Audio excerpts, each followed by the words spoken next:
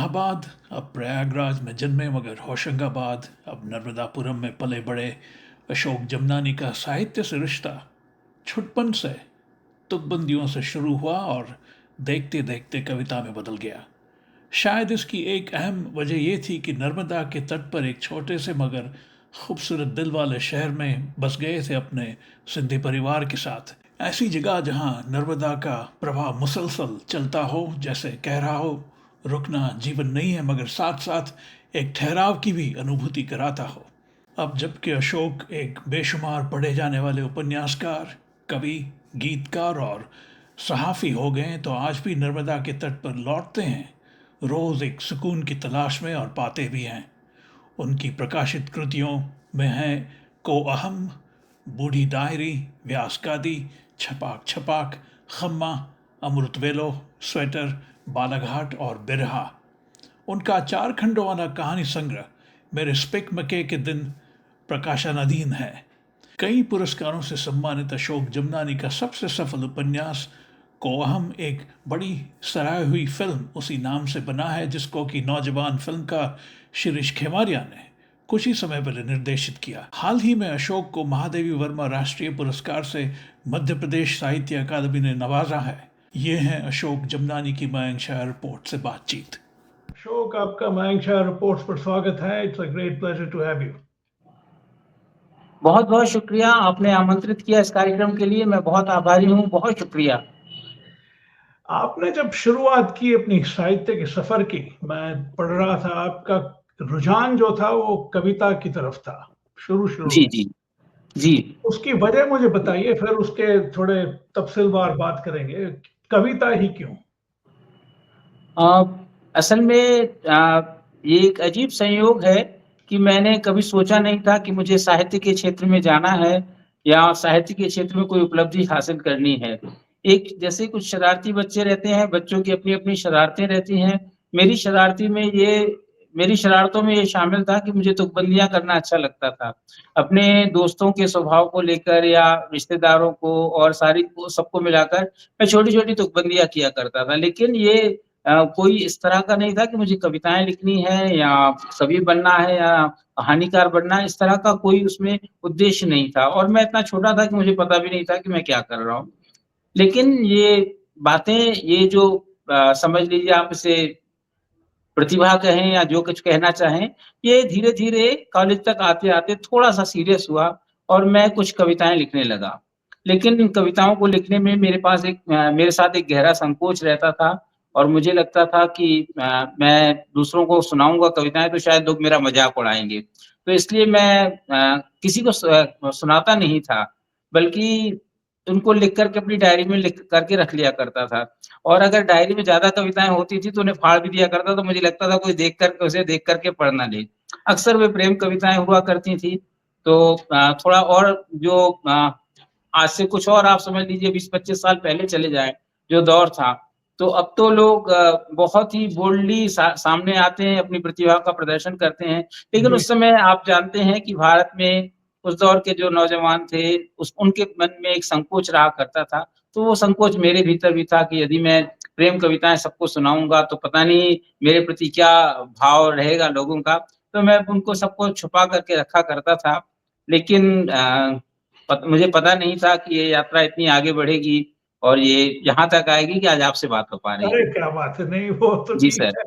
आपकी क्या आयु रही होगी जब आपने शुरुआत की, और उसके साथ जुड़ा हुआ एक और कुछ एकाध तुकबंदी उन दिनों की अगर याद है तो सुनाइएगा। जी, माफ़ी चाहूँगा।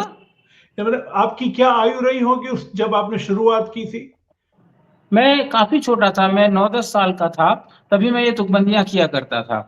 और जब मैंने थोड़ी-सी अच्छी ठीक-ठाक कविताएँ लिखी, जो इन्हें मैं कॉलेज की उम्र की थी, तो वो 17-18 साल की उम्र में मैंने काफ़ी कविताएँ लिखी। अच्छा। जी। मैं मेरी मेरी खुद की शुरुआत मैंने 13 साल में की थी। अच्छा! हाँ, वाह! जी, जी। जी, मुझे जी। आज भी याद है। मैंने माफ़ करिएगा, मैं अपनी बात कर रहा हूँ, लेकिन क्योंकि मैं कविता की बात नहीं, कर नहीं, रहा हूँ। वो संवाद उसके लिए बहुत बेहतर है। जी, ये मैंने लिखी थी, दरवाज़ा देखता हूँ मैं जी, कि कोई अपना आए। जी। दरवाज़ा देखता हूँ मैं कि कोई अपना आए, दरवाज़े से डरता हूँ मैं आके वो न जाए। बस इतना ही वाह! रहता। क्या बात है, वाह! बहुत सुंदर, बहुत ही ये आपने 13 साल में लिखी थी? 13 साल की। हाँ, इतने तब साल। मैं 13 साल में इतनी अच्छी कविता नहीं लिख सकता नहीं, था। नहीं, ये तो वो होगी बात। Anyway, we ji. Were talking about you. कुछ आपने कहा कुछ तुकबंदियाँ दोस्तों के लिए करते थे आप। एक आधी कुछ याद हो तो बताइए? वो तुकबंदियाँ तो मुझे बहुत याद नहीं, लेकिन अगर आप कहें कि जो कॉलेज के दौर की कुछ जी। कविताएँ हैं, जी, जी, उनमें से बिल्कुल। मैं कुछ सुना सकता हूँ। बिल्कुल, बिल्कुल। जी, उस समय मैंने एक कविता लिखी थी जो मैंने शायद बहुत जो करीबी दोस्त थे उनके साथ साझा की थी। वो बहुत मैच्योर कविता नहीं है, लेकिन वो उस उम्र की कविता है 17-18 साल की, तो उसमें मैंने लिखा था कि जीवन की कठिन दोपहरी में जीवन की कठिन दोपहरी में मेरे पथ पर छाया तुम होगी। जीवन की कठिन दोपहरी में मेरे पथ पर छाया तुम होगी। तूफान भी नैया सह लेगी। पतवार बनी जो तुम होगी। जीवन की कठिन दोपहरी में मेरे पथ पर छाया तुम होगी। आँखों ने सपने कई देखे, आँखों ने सपने कई देखे, पर सपने सच तो नहीं होते। आँखों ने सपने कई देखे, पर सपने सच तो नहीं होते। एक भोर का सपना सच होगा। एक भोर का सपना सच होगा, वो भोर का सपना तुम होगी। जीवन की कठिन दोपहरी में मेरे पथ पर छाया तुम होगी। और अगर आप कहें तो मैं एक एक घटना से जुड़ा हुआ जी, जी। एक छोटी-सी कविता है, लेकिन उसके साथ एक छोटी कहानी जुड़ी हुई है, वो मैं बिल्कुल, आपको सुनाना चाहूँगा। बिल्कुल, बिल्कुल। हम जब पढ़ते थे तो हमारे दौर में संकोच बहुत बड़ा था, ये मोबाइल का ज़माना भी नहीं था और ये बातों को इतना खुल के कहने का दौर भी नहीं था। अब तो लोग बहुत ओपनली सारी बातें शेयर करते हैं। जी। तो हम लोग ऐसे बैठे रहते थे, हमारे कॉलेज में बहुत सीमित लड़कियाँ पढ़ा करती थी। तो हमारे एक मित्र थे और वो सीढ़ियों पर कॉलेज में एक जो एंटर का जो गेट होता था, उसकी सीढ़ियों पर इसलिए बैठे रहते थे, क्योंकि वो लड़कियाँ वहाँ से गुज़रती थी, तो जो बहुत ही चुन कम लड़कियाँ थी, तो वो जो लड़कियाँ गुज़रती थी, तो उन लड़कियों का दुपट्टा उनको छू जाता था। तो वो कहते थे, "मैं ये केवल दुपट्टा मुझे छू जाए, इसके लिए यहाँ घंटों बैठा रहता हूँ।" तो मैंने एक कविता लिखी थी उस समय और ये मैं आपको वही सुना देता हूँ, बहुत इरशाद, छोटी-सी कविता इरशाद। थी ये, बिल्कुल कि सुनाइए। मुझे छूकर तुम गुज़र रहे थे जिस वक़्त मुझे छूकर तुम गुज़र रहे थे जिस वक़्त, मैं आँखें बंद करके सजदे में था साहिब उस वक़्त। अरे वाह! मुझे छूकर तुम गुज़र रहे थे जिस वक़्त, मैं आँखें बंद करके सजदे में था साहिब उस वक़्त। लेकिन ये पहली बार हुआ ज़िंदगी में मेरी, मैं दुआ माँग रहा था और कबूल हो रही थी। अरे, मैं अरे, दुआ अरे! माँग रहा था और कबूल हो रही थी। बहुत ही पुख्ता है, ज़बरदस्त है ये। जी, बहुत शुक्रिया। बहुत अच्छा है। ये जी, देखिए, ये कवि का ख़्याल है। जी, कवि जी। कर सकता है और कोई नहीं कर सकता ये। हाँ, वो कहते थे कि मैं मतलब वो मेरे मित्र कहते थे कि मैं यार घंटों सोचता रहता हूँ कब वो गुज़रेंगी और कब दुपट्टा उनका छू करके जाएगा। तो मुझे लगा कि ये दुआ माँगते रहते हैं और ये दुआ कबूल भी होती रहती है। बिल्कुल। नहीं, नहीं, जी, this is extraordinary, my compliment. बहुत अच्छा है। जी, बहुत वैसे शुक्रिया। आई मीन ज़ाहिर बात है आप बहुत अच्छा लिखते हैं, मैं अक्सर देखता रहता हूँ फ़ेसबुक पे। मुझे एक बात बताइए, आपकी पद्य से गद्य कितनी दूर है और आपका सफ़र कैसे रहा पद्य और गद्य के बीच में? कहाँ से? माफ़ कीजिएगा थोड़ी आवाज़ की समस्या है। जी, पद्य और गद्य के बीच में। हाँ, ये पद्य और गद्य के बीच में एक और विचित्र बात है, चूँकि मैंने जैसे आपको बताया कि मैं कभी साहित्य के क्षेत्र में जाना नहीं चाहता था, साहित्यकार बनना भी नहीं चाहता था। जी। और मज़ेदार बात ये है कि मेरी जो पढ़ाई-लिखाई हुई, वो भी मैंने कॉमर्स से ही ग्रेजुएशन किया और कॉमर्स से ही पोस्ट ग्रेजुएशन किया। और मैं एक बिज़नेस फैमिली को ही बिलॉन्ग करता हूँ, तो हुँ। उसमें कोई गुंजाइश नहीं थी कि कोई व्यक्ति साहित्यकार बन जाए। तो मैं ये था कि ये कविताओं कविताओं का दौर चल रहा था और कविता मैं अपनी खुशी के लिए ज़्यादा लिख रहा था और उसमें बीच में छोटी-छोटी कुछ चीज़ें जुड़ती चली जा रही थी। मेरे एक दोस्त हैं, मैंने नर्मदा पे बहुत कविताएँ लिखी थी, तो वो मेरे मैं नर्मदा के किनारे रहता हूँ। जी। नर्मदा के किनारे एक छोटा-सा शहर है नर्मदापुरम, पहले इसका नाम होशंगाबाद था, अब इसका नाम नर्मदापुरम है। तो यहाँ नर्मदा के तट पे हम रहते थे, तो मेरे एक मित्र हैं, मैंने नर्मदा पे बहुत कविताएँ लिखी, तो उन्होंने उनको गाया था और एक एल्बम आया था, उस समय कैसेट्स आते थे, तो जी। कैसेट नर्मदा नमन के नाम से एक एल्बम आया था और वो बहुत मशहूर हुआ था, बहुत ज़्यादा बिका था। तो तब भी मेरे मन में ऐसा कुछ नहीं था कि मुझे लिखना है, लेकिन उसी दौर में एक घटना हुई, आप शायद नर्मदा के बारे में आप या आपके दर्शक कितना जानते हैं, ये यहाँ एक परंपरा है कि हमारे देश की जो पवित्र नदियाँ हैं, 7 पवित्र नदियाँ, नर्मदा उनमें से एक है और एकमात्र नदी है जिसकी परिक्रमा की जाती है। पूरी नदी अच्छा। के एक स्थान से यात्रा शुरू करते हैं और फिर पूरा घूम करके फिर उसी स्थान पर आकर के वो यात्रा समाप्त करते हैं। तो ये यहाँ का हज़ारों लाखों लोग हर साल करते हैं। तो हम लोग इन परिक्रमा वासियों से बहुत अधिक हमारे यहाँ मुलाकात होती रहती है, घरों में भी आते रहते हैं। तो मैं उसी दौर में जब ये कॉलेज का दौर था, मैं वहाँ घाट पर एक ख़ास जगह थी और एक ख़ास वक़्त होता था। मुझे वो वक़्त जब शाम आने को होती है और दोपहर खत्म होने को होती है। आप 4 साढ़े 4 समय बजे का समय मान लीजिए, धूप बिल्कुल एकदम ठंडी हो चुकी होती है, धूप में धूपपना नहीं रह जाता। तो मैं उस वक़्त वहाँ जाकर के एक ख़ास जगह थी, वहाँ जाकर बैठना पसंद करता था। तब एक बार ऐसा हुआ कि एक दूसरा शख्स भी वहीं आकर के 4-5 दिन तक लगातार बैठा और ये लड़का लगभग मेरी उम्र का ही था, 18-19 साल का था और इसने इसने संन्यास ले लिया था। बहुत ही आकर्षक चेहरा था उसका और कोई भी कुछ चेहरे ऐसे होते हैं जिनको हम एक बार देखते हैं तो हमें लगता है कि इनके चेहरे में या इनके व्यक्तित्व में कुछ बात है। तो ऐसा ही उसका व्यक्तित्व था। तो उससे जो मैं वो मेरे वहीं बैठा था जहाँ मैं बैठता था। तो मैं गया तो वहाँ बैठा हुआ मिला। तो पहले दिन तो हमारी बहुत थोड़ी बात हुई। अगले दिन हमारी थोड़ी ज़्यादा बात हुई। तो उससे मैंने पूछा कि आप इतने अभी यंग हैं, अभी तो आपकी दाढ़ी भी नहीं आई है। मेरी भी दाढ़ी ठीक से नहीं आई थी उस समय। तो मैंने कहा आपने संन्यास क्यों ले लिया? तो उसने कहा बस ले लिया। फिर उसने मुझसे पूछा कि आप क्या करते हो? तो मैंने कहा मैं तो कॉलेज में पढ़ता हूँ और तो उसने कहा और कुछ भी गुड तो उसने कहा कि आप यहाँ आकर के क्यों बैठते हैं? तो मैंने कहा कि मैं नर्मदा पे बहुत कविताएँ लिखता हूँ। तो उसने कहा कि आप कोई कविता सुनाइए। फिर मैंने उसे 2-3 कविताएँ सुनाई तो वो उसका थोड़ा-सा मुझसे जुड़ाव हो गया। चूँकि उसका नर्मदा से बहुत जुड़ाव था, तो इसलिए उसका मुझसे भी जुड़ाव हो गया। और फिर उसने अपने बारे में उस दिन तो नहीं बताया लेकिन अगले दिन बताया कि वो अपने माँ-बाप का इकलौता बेटा है और उसके दिमाग में बहुत सारे सवाल उठते हैं। इतने अधिक सवाल उठते हैं कि उसे लगता है कि वो पागल हो जाएगा और उसके सारे सवालों के में जो अधिकांश सवाल वैसे रहते हैं कि जो मृत्यु को लेकर के होते हैं। उसे मृत्यु के बाद क्या होता है इसमें बहुत रुचि थी। मरने के बाद आदमी कहाँ जाता है, क्या हो जाता है? करीब तो उसको ये सवाल थे और वो अपना घर छोड़ कर के और ये उसने संन्यास ले लिया और नर्मदा की परिक्रमा करने लगा। फिर उसने मुझे अगले दिन फिर बताया कि उसकी एक प्रेमिका भी है और वो जो उस लड़की उससे बहुत अधिक चाहती है और वो उसे भी छोड़ कर के आ गया। तो मैं उससे बहुत नाराज़ हुआ, मैंने कहा कि यार तुमने बहुत गलत काम किया। माँ-बाप के इकलौते बेटे हो, एक लड़की है जो तुम्हें इतना प्रेम करती है, तुमने उन सबको छोड़ कर के और अपने केवल सवालों के जवाब पाने के लिए तुम सब संन्यास ले लिया, अब तुम जीवन में कभी उनके पास नहीं जा पाओगे। तो उसने कहा कि अगर मैं उनके पास रहता और पागल हो जाता, तो मैं उनके जीवन भर का दुःख बन जाता। अभी मैं उन्हें छोड़ कर के आ गया हूँ, तो शायद वो धीरे-धीरे ये इस दुःख की उन्हें आदत पड़ जाएगी कि वो कहीं चला गया। लेकिन उनके पास रहता और पागल हो जाता, तो वो जब तक मैं ज़िंदा रहता तब तक उन्हें दुःख देता रहता।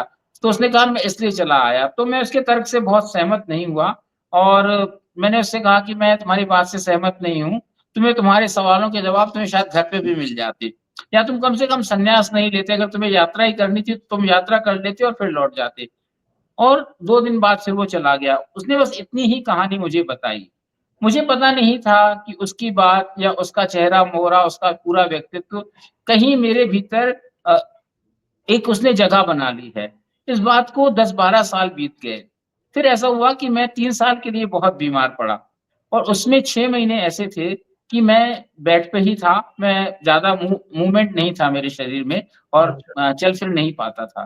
तो वो 6 महीने जब मैं बेड बेड पे था, तब पता नहीं कैसे उसकी सारी बातें और उसके सारे सवाल कि मृत्यु के बाद क्या होता है, वो सारे सवाल, उसका पूरा चेहरा-मोहरा, उसकी सारी बातें मुझे बहुत अधिक याद आने लगी। और मैंने धीरे-धीरे मुझे ये भी नहीं ख़्याल था कि मैं ऐसा क्यों कर रहा हूँ।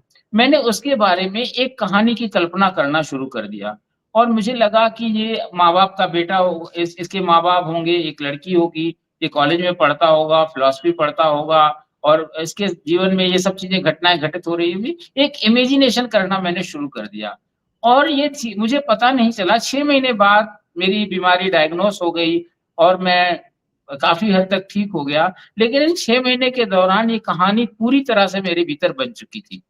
और फिर मैंने इसको लिखा, जो मेरा पहला उपन्यास है कोअहम। तब तक जी। भी मैं साहित्यकार नहीं बनना चाहता था, मुझे नहीं यकीन था कि इस उपन्यास को कोई पढ़ेगा। तो मैंने अपने 1-2 दोस्त हैं उनको पढ़वाया, मैंने कहा यार देखो मैंने लिख तो लिया है, तो उन्होंने कहा तुम इसे तुरंत छपवा लो, ये बहुत लोग पसंद करेंगे। तो अ, तो फिर मैंने थोड़ी हिम्मत बाँधी और फिर इसे प्रकाशन के लिए लेके गए। फिर ये उपन्यास प्रकाशित हुआ और बहुत अधिक सराहा गया। मध्य प्रदेश साहित्य अकेडमी ने इस पर एक दुष्यंत कुमार अवार्ड होता है उनका, जी। वो भी दिया। और फिर आप जानते हैं, आपने उन हुँ। कलाकारों का इंटरव्यू भी किया था, इस पर फ़िल्म भी बनी। जी। और अभी भी ये इतने साल हो गए, ये 2006 में प्रकाशित हुआ था, उसके बाद लगभग हर साल इसका नया एक संस्करण आता है और ये बहुत बिकता है, लोग आज भी इसे बहुत पसंद करते हैं। जी, हम तो बात कर रहे हैं सोचा कोअहम नहीं की। था ये कि ऐसा सब कुछ होगा, लेकिन ये सब कुछ बिना किसी प्लानिंग के या बिना किसी सोच के अपने आप होता गया। जी, मैं बता दूँ अपने दर्शकों को अशोक बात कर रहे हैं कोअहम की, हू एम आई जिस जिस जिस पे फ़िल्म बनी और काफ़ी सराही गई उसकी बात कर रहे हैं। जहाँ साहित्यकार बसता है अशोक, उस जी, जगह का उसके साहित्य पर ज़रूर असर होता है। होशंगाबाद यानी कि जी, नर्मदापुरम जिसकी बात कर रहे जी, हैं आप, नर्मदा जी, तट के बजाय अगर आप इलाहाबाद होते हैं, जी, प्रयागराज में आजकल जिसको कह रहे जी। हैं, तो क्या आपको लगता है आपके लेखन में बहुत अलग होता? हाँ, देखिए जो ये शहर है, जब मैं बचपन में यहाँ आया, तो ये शहर बहुत ही छोटा, आप इसे आज के दौर का एक बड़ा गाँव कह सकते हैं, क ठीक से कस्बा भी नहीं था और ये बहुत छोटा शहर था। लेकिन एक तीर्थ स्थान के किनारे बना हुआ था, आस-पास के पूरे क्षेत्र में ये एक प्रसिद्ध तीर्थ स्थान है, यहाँ के घाट बहुत सुंदर हैं। तो यहाँ अक्सर मेले लगा करते थे और मैंने आपको जो बताया कि यहाँ के लोग परिक्रमा करते हैं। तो ये परिक्रमावासी यहाँ आकर के घाट पर के ये एक ऐसी जगह है जहाँ जिस शहर में आकर के लोग अपना जो परिक्रमा में 1-2 दिन का विराम करते हैं, 2-3 दिन यहाँ रुकते हैं। तो ये रुकने के दौरान ये लोग बहुत अच्छे इनके पास गीत होते हैं, बहुत अच्छी कहानियाँ होती हैं और अपने सुनाने के लिए इनके पास ढेरों अनुभव होते हैं। मेरा नर्मदा तट पे जाने-आने का एक लगाव हमेशा बना रहता था, तो मैं वहाँ चला जाया करता था और इनके गीत सुना करता था। और छोटा शहर था, तो नर्मदा मेरे घर से जो घाट है, वहाँ अगर मैं पैदल भी जाऊँ तो 5 मिनट में पहुँच सकता हूँ, 5-6 मिनट लगेंगे मुश्किल से।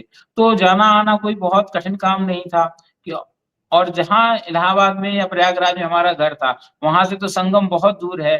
मुझे लगता है कि जो नदी का प्रभाव पड़ता है, एक लेखक के जीवन में जी। या पानी का जो प्रभाव पड़ता है या बहते हुए पानी का जो प्रभाव पड़ता है, अगर मैं प्रयागराज में रहता तो शायद मैं संगम कभी-कभार जा पाता। वो जो एक एक नदी बहती है भीतर, हुँ। वो शायद इस तरह से नहीं जुड़ती मुझसे, जैसी नर्मदा जुड़ गई क्योंकि यहाँ घर के बहुत पास है। तो मैं रोज़ चला जाया करता था, दिन में 3-3 बार भी चला जाया करता था। तो मुझे लगता है कि अगर मैं वहाँ रहता, तो हो सकता है कि मैं लिख रहा होता, लेकिन उस लेखन में ये जो एक प्रवाह है, जो एक पूरी नदी संस्कृति है, वो कितनी होती मुझे पता नहीं, लेकिन मुझे लगता है कि यहाँ आना और नर्मदा से जुड़ना, आज भी मुझे लगता है कि मैं लिखता हूँ तो लगता है कि कुछ है भीतर जो बह रहा है। मैं आपसे बात कर रहा था जहाँ साहित्यकार बसता है उस पे क्या असर होता है उस जगह का।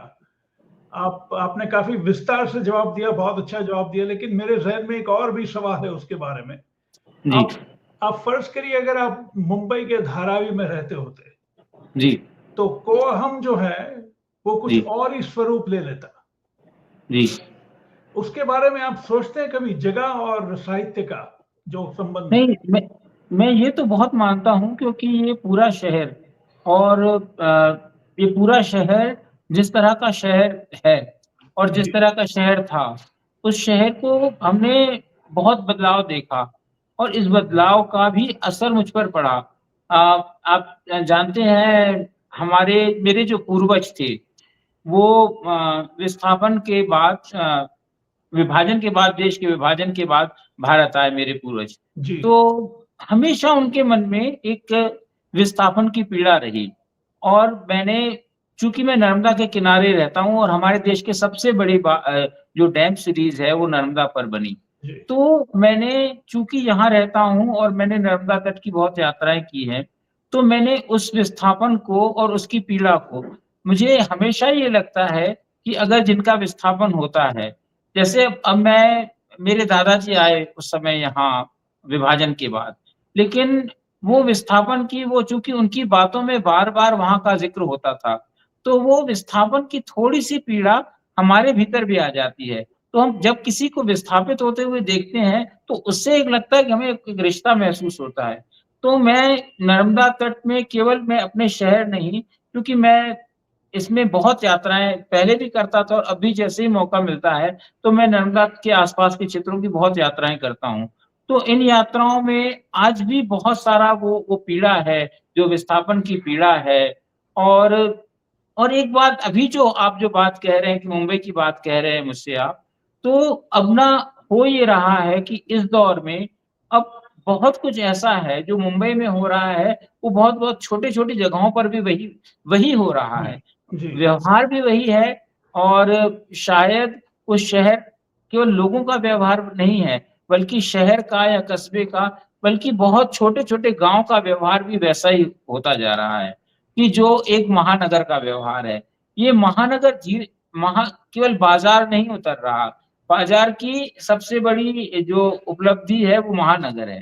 तो जी, वो महानगर भी धीरे-धीरे ज़िंदगी में वो गाँव तक की ज़िंदगी में उतर रहा है और इस महानगर का उतरना, गाँव की ज़िंदगी में महानगर का उतरना, ये एक बहुत बड़ी त्रासदी घटित हो रही है और ये जो हमारा देश है, ये मैं एक बात अक्सर कह रहा हूँ पिछले जब ये लिबरलाइज़ेशन हुआ, तो उसके बाद हमने बहुत चेंजेज़ देखे।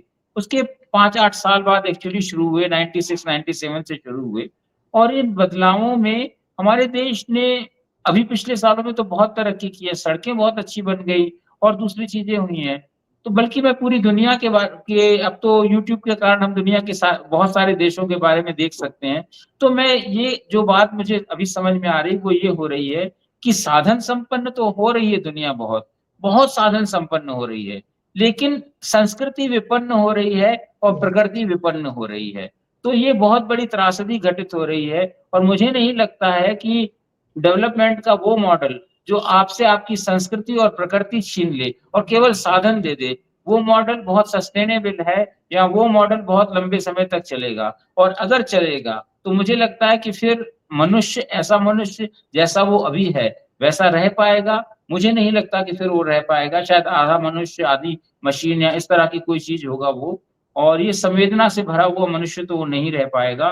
जो आप बात कह रहे हैं ना, वो जो संवेदना का क्षय है, वो जितना मुंबई में हो रहा है, उतना ही होशंगाबाद में भी हो रहा है। तो यस, ये यूनिवर्सली वर्क कर रहा है, सारी दुनिया में एक जैसा हो रहा है। और पहले बहुत छोटी जगहें, खासतौर पे गाँव, मैंने कोहम में एक जगह लिखा, मैंने लिखा कि जब तक भारत में गाँव हैं, तब तक भारत में प्रेम रहेगा। मैंने इसमें लिखा। अगर आज मैंने वो उपन्यास लिखा होता, तो मैं उसमें ये पंक्ति नहीं लिखता। अच्छा।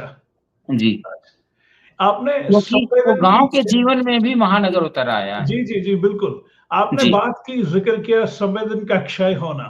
जी, देखिए अभी ये दौर चल रहा है आर्टिफ़िशियल इंटेलिजेंस का, जब जी, एआई भी कविता लिख सकता है और जी, क्योंकि मैं अक्सर एआई से मैं मुख़ातिब होता रहता हूँ रोज़, ये मेरी जी, आदत है। आपको हैरत होगी कि हर रोज़ उसका जो लेवल जो है, वो जी, बदल रहा है। उनकी कविता अक्सर आप कह नहीं पाएँगे कि ये रियल मनुष्य ने लिखी है या एआई ने लिखी है, आजकल काफ़ी फ़र्क पड़ रहा है। तो जी। उस परिप्रेक्ष्य में जब आप संवेदन की क्षय की बात कर रहे हैं, तो आपको किस तरह का डर लगता है एक पोएट के नाते, एक लेखक के नाते कि हम कहाँ जा रहे हैं? देखिए कंप्यूटर कविता लिख सकता है, एआई आ जाएगी और लोग कंप्यूटर पे या वो सॉफ्टवेयर पे कविता लिखा करेंगे या वो लिख कर के दे दिया करेगा, हम उसमें अपनी वो डालेंगे जो ज़रूरत होगी कि हमें इस विषय पे चाहिए, वो लिख कर के दे देगा।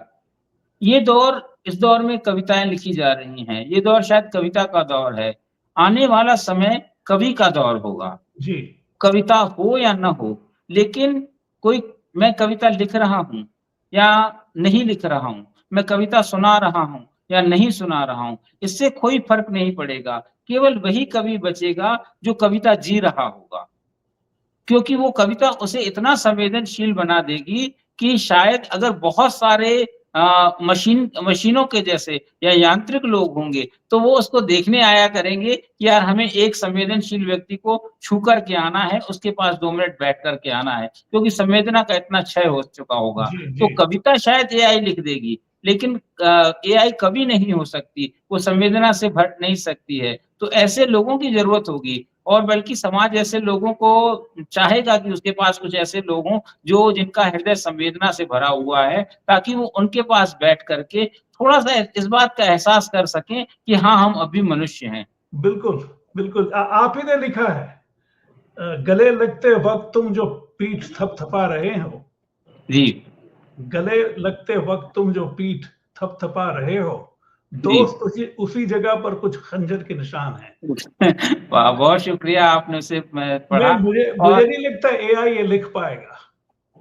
नहीं, मैं महसूस कर रहा हूँ इस बात को कि जी, संवेदना का क्षय होगा, तो हमें उतनी ही अधिक शिद्दत से संवेदनशील व्यक्तियों की ज़रूरत पड़ेगी। चाहे वो परिवार हो, हमें परिवार में एक ऐसा व्यक्ति चाहिए होगा जो संवेदनशील हो, जो हमारे थोड़ा-सा हम जिससे एक थोड़ा-सा एक अपना अपना एक संवेदना का रिश्ता या दिल का रिश्ता जिससे बना सकें। समाज को ऐसे लोगों की ज़रूरत होगी, देश को ऐसे लोगों की ज़रूरत होगी और दुनिया को ऐसे लोगों की ज़रूरत होगी कि जिनके भीतर कोई नर्मदा बहती है। बहुत बहुत अच्छी बात कही आपने। ये मैं जी, आपकी बायोग्राफ़ी जब पढ़ रहा था अभी सुबह, जी, आप कई दिशा में लिखते हैं। आप उपन्यास तो लिखते ही लिखते हैं, कविता तो आपका घर है, अखबारों के लिए कॉलम्स लिखते हैं आप, गीत लिखते हैं। जी। आपको मूलतः आप अपने आप को कहाँ पाते हैं? आपका घर, आपका डेरा क्या है? अ, जो लेखक है, उसे यायावर होना चाहिए। उसके अगर उसके डेरे बस गए, तो वो फिर वो डेरा अगर बसा लेगा तो फिर वो लेखक रह नहीं जाएगा। उसे डेरा बनाना नहीं चाहिए, उसे आए, उस डेरे में कुछ रुके और उसका कुछ आनंद ले, फिर वो आगे बढ़ जाए, कोई नया डेरा बना ले। जो लेखक यायावर नहीं है, जिसके भीतर यायावरी नहीं है, वो मुझे लग ऐसा नहीं कि वो लेखक नहीं हो सकता है, ज़रूरी नहीं कि वो लेखक कहीं बाहर ही घूमता रहे, लेकिन जब वो अकेला हो और एक जगह पे बैठा हो, तब भी वो दुनिया में कहीं घूम रहा हो, पारी केवल दुनिया में नहीं, वो पूरी सृष्टि में घूम रहा हो। जी, जी। जी, अ, तो ज यायावरी अगर उसके भीतर बनी हुई हो, तो फिर ये यायावरी में बड़े डेरे आते हैं। कभी-कभी कविता कहा जाता है, कभी गज़ल कहा जाता है, कभी छंदबद्ध कविता कहा जाता है, कभी अतुकांत कविता कहा जाता है, कभी संस्मरण का, कभी कहानी का, कभी उपन्यास का। लेकिन बात असल में जो जैसे उपन्यास होते हैं, तो कोई चीज़ अगर मुझे बहुत छू जाती है, तो फिर मैं उसपे उपन्यास लिखता हूँ। जैसे मैंने ये आपको को हम के लिए कहा, फिर मैंने जो खम्मा लिखा था वो जो जी, राजस्थान के लोक कलाकार होते हैं, जो मांगणियार होते हैं जी, और उनके ऊपर लिखा तो वो उसके पीछे भी कारण ये था कि मैंने एक ऐसी कम्युनिटी को देखा कि जो अ, अपने धर्म के को इस्लाम के मानने वाले लोग हैं, लेकिन वो उनके पूरे रीति-रिवाज हिंदुओं के होते हैं। ये जैसलमेर, बाड़मेर और जोधपुर में ये कम्युनिटी होती है जी, मांगणियार और ये लोग इनके इसमें मज़ेदार बात ये है कि इनके जितने यजमान होते हैं, वो हिंदू राजपूत होते हैं। मतलब अगर इनके घर में शादी होगी या किसी बच्चे की पढ़ाई का खर्चा उठाना है, ये लोग मुसलमान हैं, तो वो सारा खर्चा हिंदू राजपूत उठाएँगे। और अच्छा, ये रिश्ता इतना गहरा है कि जब हिंदू राजपूतों के अगर किसी बच्चे का जन्म होगा, तो पहली बार गोद में उठा कर के उसे हलरिया कहते हैं, वो उसे जो लोरी सुनाने का काम है ये मांगणियार लोग करेंगे और अगर किसी हिंदू राजपूत के घर किसी की डेथ हो जाएगी, तो उसका शोक इन मांगणियारों के घर पे भी मनाया जाएगा। वैसे ये लोग रंगीन पगड़ी बाँधते हैं, लेकिन अगर शोक का समय हो तो सफ़ेद पगड़ी बाँधते हैं। तो वो मतलब जब तक उनके घर राजपूत के घर हिंदू राजपूत के घर शोक चल रहा हो, तब तक ये लोग इनके घर में भी शोक चल रहा होता है। तो ये इतना गहरा रिश्ता था, तो इस बात ने मुझे बेहद प्रभावित किया और फिर मैं काफ़ी लंबा समय जैसलमेर, जोधपुर और अच्छा, बाड़मेर में इनके घरों में जाकर रहा और वहाँ जाकर के जो मैंने महसूस किया, तो संस्कृति को लेकर के जो मेरा विचार था, उसमें भी बहुत बड़ा परिवर्तन आया। उससे पहले मुझे लगता था कि जो बाहर की प्रकृति है, वो हमें हमें हमें कला सौंपती है, संस्कृति सौंपती है। लेकिन जब मैं इनके पास जाकर के रहा, तो बहुत ही मज़ेदार बात ये हुई कि मैंने देखा कि एक ऐसी धरती है, जहाँ पर कोई पेड़ ही नहीं, दूर-दूर तक रेतीली ज़मीन फैली हुई है। रेत ही रेत है और आसमान में सूरज इतना तीखा चमकता है कि आप आँख उठा करके ऊपर नहीं देख सकते। आप एक कल्पना कीजिए कि एक ऐसी धरती है जिसपे कुछ नहीं उगता, जी, कोई पेड़ नहीं है, कोई वनस्पति नहीं है और आसमान की तरफ आप देख नहीं सकते। वहाँ पर ये लोग क्या करते हैं कि जब गाने की शुरुआत करते हैं, तो हमेशा जो वो मांड गाते हैं, उसकी पहली पंक्तियाँ यही होती हैं, सोनारी धरती जैसे चाँदी रो असमान, रंग रंगीलो रस भरो मारो प्यारो राजस्थान जी राजस्थान, जी, पधारो मारे देश। जी, तो वो कहते हैं ये सोने की धरती है, जिस धरती पे कुछ नहीं है, वो कहते हैं सोनारी धरती जैसे चाँदी रो आसमान, आसमान जिस आसमान की तरफ वो देख नहीं सकते, वो कहते हैं ये चाँदी का आसमान है और रंग रंगीलो रस भरो मारो प्यारो राजस्थान। तो यहाँ जाने से पहले मैं ये सोचता था कि हम जो प्रकृति के ज़्यादा करीब हैं, वो ज़्यादा रचनात्मक संपन्न हैं। लेकिन बिल्कुल। वहाँ जाकर के मैंने देखा अपने देश की पूरे देश की यात्रा की है, तो वहाँ जाकर के मैंने देखा कि दुनिया में सबसे ज़्यादा रंग अगर किसी ने क्रिएट किए हैं, तो राजस्थान के इस एरिया में, चाहे आर्किटेक्चर हो, चाहे स्कल्पचर हो, चाहे पेंटिंग्स हो, चाहे अपने कपड़े हों, चाहे खाने हों, सबसे ज़्यादा। तो मुझे ये मैं सोचता था मैंने सोचने लगा कि इनको इंस्पायर किसने किया?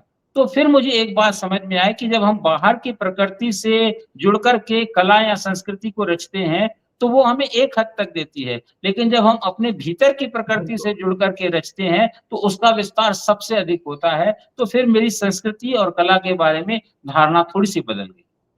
आपका बैकग्राउंड सिंधी है, आपका परिवार सिंधी है।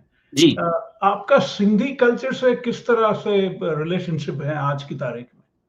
देखिए वहाँ से सिंधी कल्चर में एक बड़ी मज़ेदार बात ये हुई कि हम लोग जो वहाँ रहते थे सिंध में, तो वहाँ उनको सिंधी कहते ही नहीं थे। जी, वहाँ उनको हिंदू कहते थे जी, और वो विस्थापन के बाद विभाजन के बाद उनको पाकिस्तान छोड़ना भी इसलिए पड़ा या सिंध इसलिए छोड़ना पड़ा क्योंकि वहाँ उनसे कहा गया कि तुम सिंधी नहीं हो, तुम हिंदू हो। जी, औ और वो यहाँ इस नाते आए कि एक हम हिंदुओं का एक अलग देश बन गया है, तो उन्हें यहाँ आना पड़ा। और जब ये यहाँ आए, तो सिंध आप जानते हैं इतिहास में जो इस्लामिक आक्रमण हुआ, सबसे पहले सिंध पर ही हुआ। तो और सिंध में ही सबसे लंबे समय तक इस्लामिक शासन रहा। तो वहाँ की जो संस्कृति है, उसमें उस संस्कृति में जो ये हमारी इस उपमहाद्वीप की संस्कृति है, उस संस्कृति का बहुत थोड़ा हिस्सा ही बाकी बचा हुआ रहा था।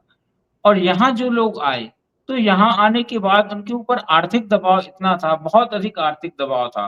तो वो उस आर्थिक दबाव के चलते केवल अपनी संस्कृति में से 2 चीज़ें वो बचा पाए, एक अपना खान-पान बचा पाए और दूसरा वो अपनी भाषा बचा पाए। लेकिन अब इस दौर की सबसे बड़ी त्रासदी ये है कि जो अब बल्कि मुझसे ठीक बाद की जो जनरेशन है, वो उसका उस खान-पान से भी रिश्ता टूट गया है और दूसरी बात धीरे-धीरे अपनी ज़ुबान से भी रिश्ता टूट रहा है। तो मेरे जैसे व्यक्ति के लिए अपनी उन जड़ों को तलाश करना और अपनी संस्कृति की बात करना, जो मैंने आपसे कहा कि मैं राजस्थान जैसलमेर में जाकर के रहा। तो एक हद तक तो शायद मेरे मन में ये भी था क्योंकि जैसलमेर के से ठीक जो बॉर्डर है जी, वहाँ सिंध का पहला जिला शुरू होता है। ये जैसलमेर का जो रेगिस्तान है इसका नाम थार है और जी, सिंध का जो पहला जिला है उसका नाम है थार पारकर। बिल्कुल। जी, तो वो उसका सिंध का पहला जिला है। तो जैसलमेर में ये जो मांगड़ियार हैं, इनके लोकगीत भी ये लोग सिंधी बहुत अच्छे से समझते हैं और इनके ली लोकगीतों में बहुत सिंधी होती भी है। तो बड़ी मज़ेदार बात है जैसे एक मूमल की कहानी है। तो वो जैसलमेर में भी उतनी ही प्रचलित है और जो सिंध है वहाँ पे भी उतनी ही प्रचलित है। और जो ढोला मारू की कहानी है वो सिंध में भी उतनी ही प्रचलित है और ये यहाँ राजस्थान के जैसलमेर में भी। तो ये जी, एक गहरा कनेक्शन है। तो मैं जब ये उपन्यास लिख रहा था तो मैंने एहसास किया कि मैं शायद अपनी जड़ों से जुड़ाव महसूस कर रहा हूँ। और मेरी एक कविता में मैंने लिखा था सिंधी में है वो कविता तो उसका सुनाइए। यही है कि हम उस धरती के वारिस हैं, हम उस धरती के वारिस हैं, जो न कभी अपनी होगी, पर सिंध को हम भूलें कैसे, वहाँ घर अपने पुरखों का है। जी, तो तो मैं इसलिए नहीं कहता कि जब मैंने उसमें लिखा कि घर अपने पुरखों का है, तो मैंने ये सोच कर के नहीं लिखा कि हम लोग जो वहाँ से विस्थापन के बाद आए केवल उनके पुरखों का घर है, बल्कि भारत में रहने वाले सारे लोगों के पुरखों का घर वहाँ है क्योंकि मोहनजोदड़ो वहाँ पर है। बिल्कुल, बिल्कुल, जी, बिल्कुल। जी। अच्छा अशोक 2-3 और बातें मैं आपसे जानना चाहूँगा। एक तो जी, रिवोल्ट और रिवॉल्यूशन वो बहुत इम्पोर्टेंट सब्जेक्ट्स हैं पोएट्स के लिए। क्रांति क्रांति होना। मैं भी आपके टाइमलाइन पे पढ़ रहा था। जी, आपने कहा मदारी को लगा कि वो तमाशे का खुदा है। मदारी को लगा कि वो तमाशे का खुदा है, फिर जी, एक रोज़ बंदरों ने नाच न दिखाया। ये रिवोल्ट जी, रिवोल्ट की बात आपने की है। जी। आपको नहीं लगता आजकल दुनिया में जो दौर चल रहा है, वहाँ भी बंदरों को नाच दिखाना बंद करने की ज़रूरत है? ये शायद बहुत बार ऐसा हो चुका है। ये कोई पहली बार नहीं हो रहा। आप तो इतने विद्वान व्यक्ति हैं, आपने इतिहास को बहुत बार देखा, समझा है। ये जी। बहुत बार हुआ है कि ये एक बड़ा शब्द अच्छा है मुगालता। तो ये मुगालता बहुत बार बहुत लोगों को हुआ है और मुगालते के साथ एक वो जो जो मुगालता शब्द का प्रयोग करते हैं हमारे यहाँ तो कहते हैं मुगालता दूर हो गया। तो मुगालता भी बहुत बार हुआ है और मुगालता दूर भी बहुत बार हुआ जी, जी, बिल्कुल, बिल्कुल, है। जी। बिल्कुल। एक और मैं अभी क्योंकि इंटरव्यू के लिए मैं पढ़ रहा था आपने जो लिखा है, उसमें से एक मुझे बहुत पसंद उस वक़्त भी बहुत पसंद आया था और मैं चाहूँगा कि अपने दर्शक भी सुनें। आपने एक रक्षाबंधन पे लघु कथा अपने फ़ेसबुक टाइमलाइन पे डाली थी। जी, जी। उसकी कुछ 6 लाइन्स हैं, मैं पढ़ के सुनाऊँ, फिर आपका जी, मैं ज़रा जी, जी, जी, रिएक्शन। बिल्कुल बहुत जी। पापा देखो भैया मुझे चॉकलेट नहीं दे रहा। बेटा इतनी बड़ी चॉकलेट है, आधी दे क्यों नहीं देते? बहन ही तो है और फिर आज तो रक्षाबंधन है। पापा आप बुआ जी के साथ दादाजी की ज़मीन के बँटवारे का मुकदमा क्यों लड़ रहे हैं?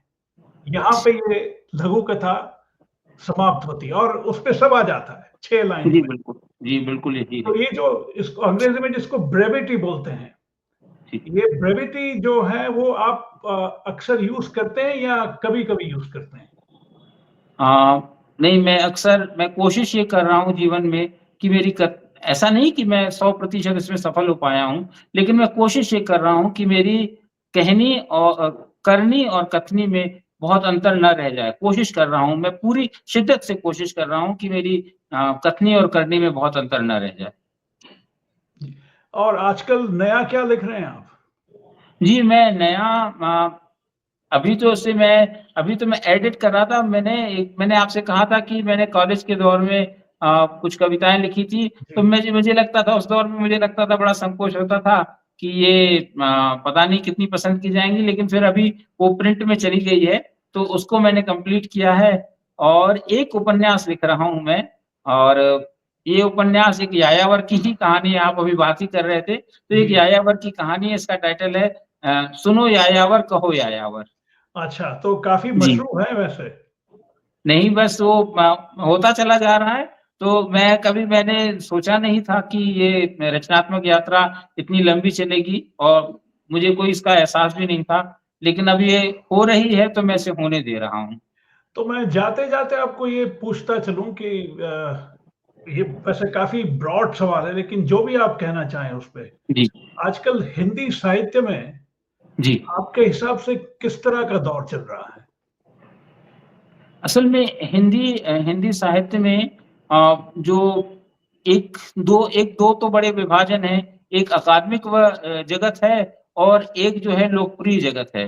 ये एक लंबे समय तक चला हमारे यहाँ और अकादमिक जगत लोकप्रिय जगत को मान्यता नहीं देता और लोकप्रिय जगत अकादमिक जगत के साथ जुड़ कर के बहुत असहज हो जाता है। फिर इसमें 2 विचारधाराओं के कूटे हैं, एक दक्षिणपंथी और एक वामपंथी। तो और फिर इसमें एक नई चीज़ जुड़ गई है विमर्श की। अब दलित विमर्श है, आदिवासी विमर्श है, स्त्री विमर्श है, तो बहुत सारे विमर्श जुड़ गए हैं। तो अब मैं देख रहा हूँ कि एक तो वो क्षेत्र जो वैसे ही बहुत सीमित हो चुका है, उसे और टुकड़ों में बाँटा जा रहा है। अच्छा। मुझे लगता है कि जो साहित्य लिख रहे हैं, उन्हें ये सोचना होगा कि उनमें समग्रता आए, बजाय वो छोटे-छोटे टुकड़ों में या छोटे-छोटे हिस्सों में वो अपने आप को व्यक्त ना करें, बल्कि उनकी दृष्टि में, उनके विज़न में एक विस्तार आना चाहिए कि जिसके भीतर बहुत कुछ सब कुछ ना आए तो बहुत कुछ तो कम से कम आ जाए। चूँकि ये बहुत कुछ नहीं आ रहा है, तो मुझे कई बार निराशा होती है। मैं देखता हूँ कि कई बार जो लिखा जा रहा है, वो किसी विचारधारा के लिए लिखा जा रहा है, किसी विमर्श के लिए लिखा जा रहा है या किसी एक एक किस्म का अकादमिक वर्क है या फिर वो लोकप्रियता के लिए लिखा जा रहा है। तो मुझे लगता है कि जो साहित्य में समग्रता होनी चाहिए, वो बहुत कम लोग हैं जिनमें मुझे दिखाई दे रही है। और मुझे लगता है कि साहित्यकारों को सोचना चाहिए कि वो अगर वो अपने आप को नहीं विस्तार दे सके, तो फिर वो किस किस बात की तलाश कर रहे हैं और कहाँ पहुँचना चाहते हैं। जी। जी। जाते-जाते अशोक मैं आपको कांग्रेचुलेशंस कहना चाहूँगा। अभी हाल ही में आपको महादेवी वर्मा मध्य प्रदेश सरकार की ओर से पुरस्कार मिला है फिर एक और बार। मेनी कांग्रेचुलेशंस एंड होप बहुत-बहुत यू शुक्रिया। और मुझे मेरे लिए ये बहुत मेरी खुशकिस्मती है आपसे बात होना। मैं अक्सर आपका काम देखता रहता हूँ। आप अरे नहीं। मुझसे पूछ रहे थे कि मैं अलग-अलग क्षेत्र में कैसे करता हूँ, लेकिन मैं आपकी जो इतने सारे विविधता देखता हूँ आपके जीवन में, जी, तो जी। मुझे बहुत प्रभावित करती है। तो अ, आप कभी भारत आएँ तो ज़रूर मिलें, मुझे बहुत बिल्कुल, प्रसन्नता होगी। बल्कि मैं नर्मदापुर आना चाहूँगा, वहाँ मुझे बहुत प्रसन्नता होगी। मेरा एक घर जो है, वो नर्मदा के बिल्कुल ठीक किनारे पर है, तो आप वहाँ आएँगे तो आपको बहुत बिल्कुल, अच्छा लगेगा। Next time I will definitely see you and all the best. कोई अगर नई फ़िल्म बन रही हो तो मुझे बताइएगा। जी, मुझे बहुत खुशी हुई, बहुत खुशी ऑल द बेस्ट बहुत एंड लवली बहुत टॉकिंग टू यू।